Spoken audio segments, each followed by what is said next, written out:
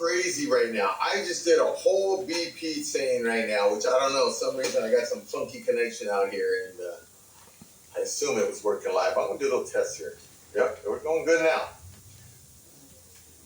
Here's a new interesting thing I just want to share. I don't get it. Now, you got so many hater bills out there because obviously, if I'm tagging people or I'm tagging too many people, you can make a little complaint, which I guess people are already now. I just got a thing saying that I can't tag people right now. I guess I'm under tag suspension. What's up, Manny? Thanks for coming on.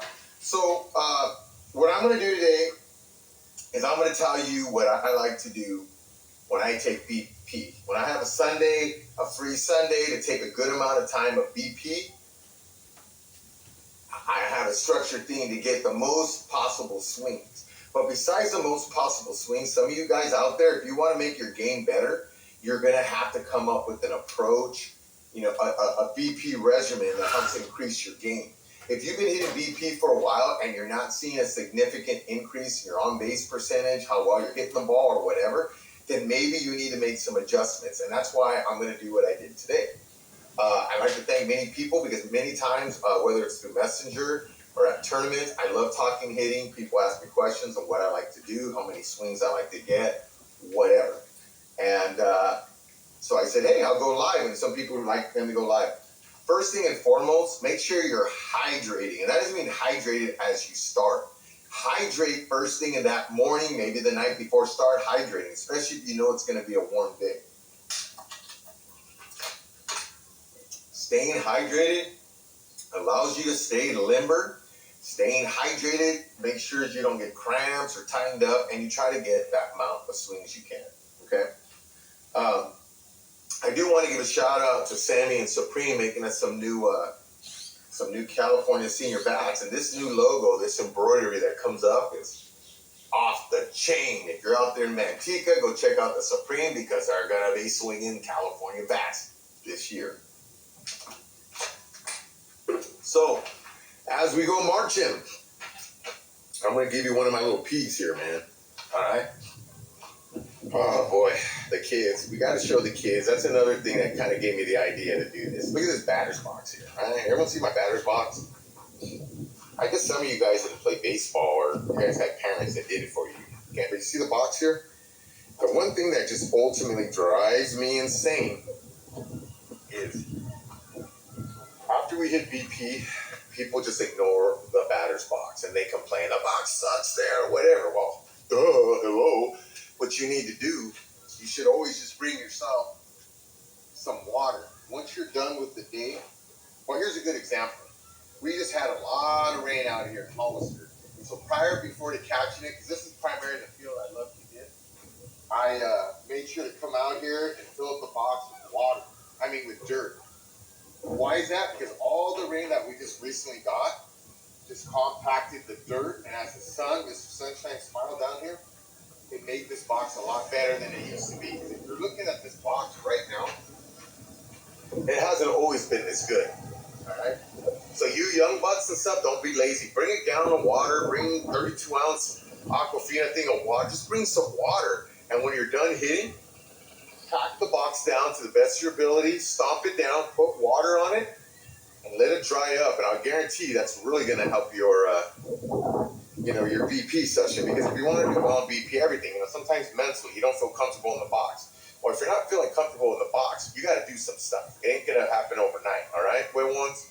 All right, what's up? So another thing I also do, obviously I put my bats here. If I'm able to have a bucket or something, I usually like to keep them kind of close so it's quick. Because I'm trying to get the most amount of swings. And getting the most amount of swings is being structured, it's being organized. If some of you have ever played, a higher level of baseball or anything, there's a lot of structure that goes into it. It's time management, time efficiency. If I got a good hour and 15 minutes out here, I want to get the most out of my swings. So another thing I do want to share, there's been times I hit BP and you see my net. If your partner hits the net, give them that ball. Some people don't even want to give those extra swings. The way I set the net, if I'm hitting the net, I look at it as an out. So I want to stay away from that net. Okay? If I can stay over here, it's going to go through.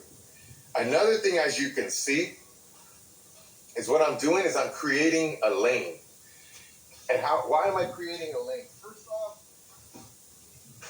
in BP, your BP pitcher is going to have an easier time throwing strikes if they have a straight lane to the plate, you know? If you're putting the net here because you don't want to get hit, and you have guys doing this, right? You don't get too many pitches from this angle. Plus, if you're not a regular pitcher, how often you're going to throw a lot of strikes? So what I like to do is create the lane. Another thing, if you can't see, and I think this is the biggest one that people get a little bit of fear from. And as I said, these are things I do just to make my BP sessions a lot better. Okay? If you can notice where I have the net. Okay, here, the regular mound, the regular mound that we have, if you're pitching in a tournament, is right here. And I can't even reach the net. I would literally have to take 2 steps to hit the net. Okay? And the reason for that, some people may put the net right here, right in front of the rubber. To me, pitching, when I used to be a really great BP pitcher, and I used to be, you don't want to change your mechanics. So what I mean is if I'm throwing right here and I'm missing short a lot, it's really easier for me to take 1 step forward. Don't change my mechanics and just stay with that same rhythm. And then you're getting into that cookies. Where if you have the net here and I'm missing short, I'm not going with my fluid mechanics, so I'm actually trying to push more. So people are throwing faster, they're throwing deeper, and at times they're throwing flatter. So to me, set the net up in front, closer to the front, so you can make your adjustments. I'm missing short. Just keep the same mechanics. If you're pitching here, go back. Another thing with people, so you can see here when you're pitching, is I have that lane. And sometimes people want the net right here, so if you go straight up the middle, you're not getting hit. Well, check it out. Don't be a well one. I have my lane. I pitch the ball, and you should just do this. Okay? Once again, straight lane, pitch, go to your left. This is a 6-foot net. As long as I've ever pitched doing this method, I have never got hit with softball. I actually got hit with the softball with the Judge, the old blue one. A ball hit right here. Corey Niswanger at Concord hit it here, and it came in. This is what I did because they had it so close. I went like this, and I went right here. He hit it just perfect here. It just spun it up and hit me right in the arm. Okay? So this is all you got to do. Pitch to your left. Create a lane. All right? Secondly, if your homeboy hits a ball into the net, give him that pitch again. All right? So next thing I like to show, if you're able to get, which helps me a lot, is having a ball handler. Put 20 in there. Not 100, not 500. And there's our wonderful softballs. You can see the angle, you can see the net, the straight path, okay? For me, I like to get, a good day of BP for me is getting 100 swings. But I don't hit 100 in 1 round or 50 in 2 rounds, literally 33 in 3 rounds. Where I like to stay is balls of 20. So I do 20, 20, 20, 20. Okay? If you ever play baseball or high level, you're not taking a bazillion swings in one session. And the reason you're not, because you can create bad habits. You know, when I played hardball, you get so much, and eventually you're getting a lot more swings, your hands are getting lazy, and you're dropping them, and next you know you're doing this. You know, the kind of hitter I am, muscle memory, it's got to be mechanically sound. And part of stuff, mechanically sound is me finding amount of swings that work well for me. 5 rounds of 20, no problem. On average, a good tournament, you're going to get 20 to 25 swings, right? 20 is a good round, all right? So, moving forward, if you notice, I'm going to show you here. I have cones. If you're looking to improve your game, if you want to go to that next level, there's my 3rd base cone, my 2nd base cone, my 5-man cone, or if you're all right side here where they stack you, 5-man cones, okay? If you're looking to become a stronger hitter, better hitter, find cones. You know, you could buy mine at Goodwill, $10, $2 a cone. I got lucky. But get yourself cones, put shoes out there, buckets, anything you put as a target. Because, you know, to me, desperation is when someone says just hit it and swing as hard as you want, swing out of your shoes. Your average hitter not going to have the same output as somebody who puts in the work. You know, I could probably go out there and swing extra hard, but I've been hitting VP for 25 plus years, you know, with softballs, so I could probably swing a lot harder because I know the pitch location and what I need to do. But I'm just telling you, when you're setting up cone, when I hit, wherever the location of the pitch is, I know that I can go to 2 to 3 outlets. Meaning a 5-6, a left center, or right center. Left center, right center, 3-4 hole. Or maybe a right side, right center, left center, depending where the pitch is. And it's all muscle memory, okay? Next time you hit BP, every pitch, just try to go right side. And you teach yourself how to get out. You know, if the pitch is inside, you're doing this, you're going to probably not be so successful. That's why you want to change people's swings, at least on the defensive side. My BP approach is, as I said, depending on the location of the pitch, I am always looking to hit the ball most likely where it should be hit. Give myself 2 outlets. Sometimes I'll mix the cones if the 5-man's here, the 5-man's there. But that's what, to me, works for me. Hit the ball where it's pitched and get used to that muscle memory opposed to just focusing one hole. I mean, you can try it and then get a look. If you have your cone set up, you're going to see how successful you are. The best thing to do is have visuals so you can see how successful you are. And if you're not seeing how successful you are, it may not be transpiring to your tournaments, and you may not be getting the the outcome you want. You know, if you're like hitting 550 and you want to try to get to 650 or whatever on a consistent level, sometimes things we don't look at is how we're setting up for VP. Right? That's why I'm doing this. I have cones, I have a good angle. Everything is just to, make sure I get the full maximum amount of swings. Next thing you do to save yourself swings, if you notice here, right there, when we hit BP, some guys, they like to keep the balls as far away out there. But the thing is, you're saving time. It's going to take you a lot longer time to carry softballs, roll them from a 275-foot fence. Here. Work on your arm because you don't play a lot of catch. That's how myself, I kept my arm strong, is when I'm shagging softballs from wherever they are, I'm tossing them here. And then we're picking them up. Another softball perk of mine, which is whatever, it's not that bad, is when I see guys fungoing balls to the ball pile. Why? I can do that. I coach. I fumble pretty good, but I don't because I don't play catch. I want to keep my arm, playing long toss, throwing the balls in. But secondly, when guys are hitting the balls back at the pile, what are they doing? They're spraying the balls out more. So besides throwing them closer, now we got to get balls further and back, and you're doing double the shagging. Maybe not quite the same off live pitching, but it's still double shagging. If you watch structured VP, you go to Major League Baseball, you go to college game, maybe even a decent high school game, there's going to be structure. They're always going to have a guy here with the net, someone behind here gathering the balls. Because you want to, make the most out of your daylight. You want to maximize the amount of time you get during VP. Okay? So here's the field that you can see that we're at.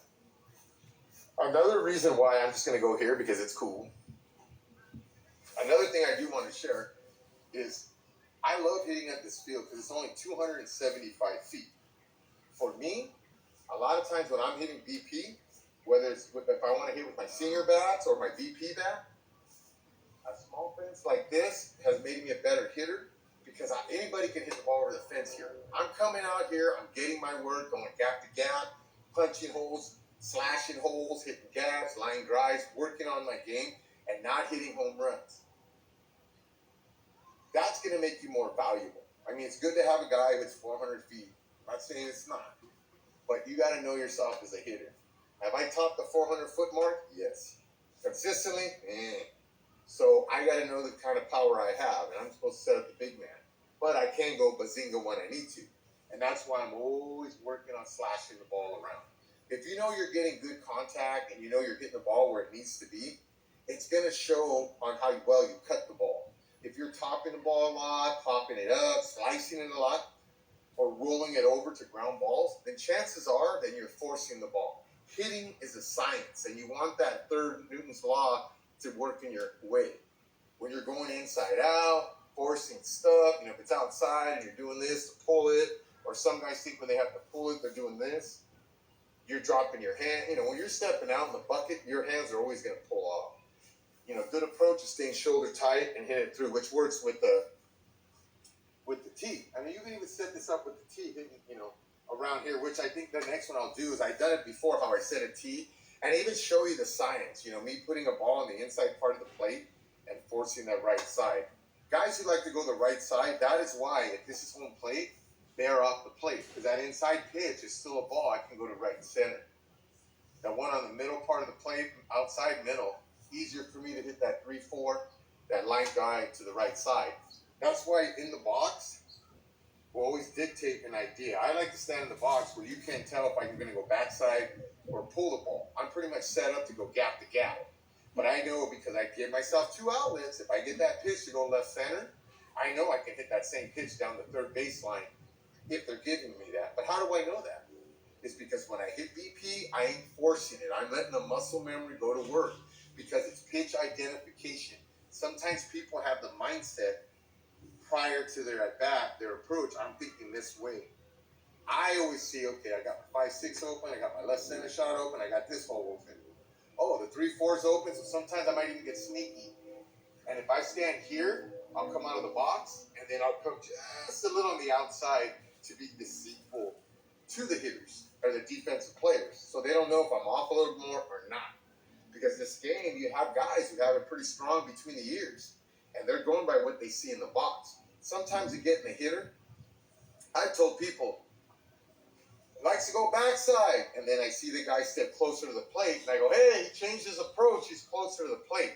And I purposely want that guy to hear me, because then he's doing this. And I've done that. Hey, different spot of the box. Or I'll tell people, he's off, but every time the ball comes, he's stepping in, because he's trying to be deceitful. And that's the thinking man part of softball. Good hitters, most of the time I watch, they're not doing this. They're not doing this. And a lot of the great hitters watch them, they're not doing this, like the old days. Unless you played ASA, right? So we're out here at Betts Park. Another thing, like I said, I do want to share in about an hour or so, I'm going to be bringing out the Dennis Strum bat out of the wrapper. The second batch, little Mexican bat out of the wrapper, and show you what kind of distance and how it works out. So if people are thinking, oh no, I don't know if I should get the second batch. Second batch to me is not a little hotter, just has a slightly different feel, because we did modify it to the better part of it all, okay? So for BP, I create a lane. I toss the balls for max efficiency. I do rounds where I don't hit home runs. You can see the cones, set up cones, because, if it's worth your time, it's worth doing right. Unless you're just doing it recreational just to get your cardio in, totally get it. I like to do that, but I'm also trying to get my work in, because I enjoy playing as much as possible. And I enjoy the game is so much more fun once you're experiencing a lot of success. And part of the success is I've had a BP regimen that I've always done. And if you've ever hit BP with me, like other people, I can get a little if they change what I got going, especially pitching, Pitching, I don't need a guy throwing me knuckled all the time. I can hit knuckles just as fine. I don't need a 12-foot arm. I just tell a guy, put it somewhere over the plate, so I can just work on cutting the ball and hitting where it goes. And then in a game, I have a pretty good eye, because I do walk a lot. I'll make those adjustments. Hitting is getting on base, hitting the right pitch, hitting strikes. If you do not have a concept of the strike zone, learn it. Pay attention. Every now and then mix in some takes, because once you get an idea of the strike zone, your on-base percentage is going to go up higher.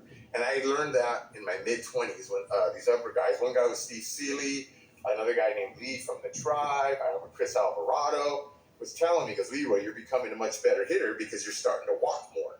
Those walks goes towards your on-base, right?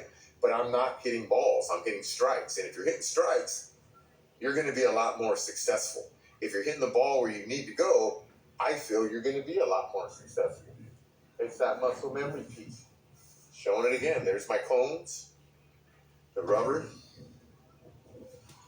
working on stuff. A big part of it, like I said, it's easier for your pitcher to throw a strike when he's got a straight lane, because it's a natural thing, so you could see my straight lane, right? I always put the net in front of the rubber, just in case if I have to make adjustment from throwing short, I can step closer, step back. Also, once again, I cannot stress the importance. Bring water to your BP sessions, and when you are done, find some nice dirt, fill up the holes, and then drown it with as much water. Well, no, pack it, and then drown it with water, so at least it stays pretty good. Last thing people have asked me, and I'm going to show you. I have 4 of them, so I guess I don't really care. This is my BP bat. This bat's got about 4,000 swings. It's a piece of junk. Earlier this week, I was talking to my man, Dennis Schrum, and he was saying how bats, we're conserving them, etc. Our bats are lasting, but you got to find a BP bat similar to what lasts for you. And it's crazy because some guys on Facebook, when I inquire about these bats, they act like it's a great bat. First off, when this bat was out there, nobody really swung it. Nobody swings it now. So basically, it's a paperweight. But I like the bat because it does ideally have a similar feel to this bat. Same barrel size. They're both 20. I mean, look at that right there. Look how identical they are. I know during BP, people like to smash the ball, but for me, it's just getting swings. And if I'm cutting the ball good with this piece of junk here that's got 4,000 swings, then what I want to do is my broken-in senior bat. BP, yeah, you want to look good, but if you're actually really getting good BP and you're getting good work, working on cutting the ball, working gaps, working the holes and stuff, find a bat that is similar. I like the old Eastons because if anybody knows, old Eastons from like 2000, from the black and gold Helmer, so before they released the Fireflex or actually the Avocado, their bats, they went for days. Anybody knows anything about Easton, they know for days. This is a great bat, whether it's this one, the Bryson Baker, the Wakeman, the Helmer, any older Eastons, I'd say from the Synergies, the black and gold Helmers, which is a 2007 model, I believe, or 8, the 2013-14 model. You're going to get great durability, you're going to get great work, and you're going to increase your game. Because if you're going to do it right. If you're going to get better, why do you need to see how hot a bat you can swing? Get hitting with a not so hot bat, so you're really going fine with the swing and the line drive and hitting those holes. So I do want to share.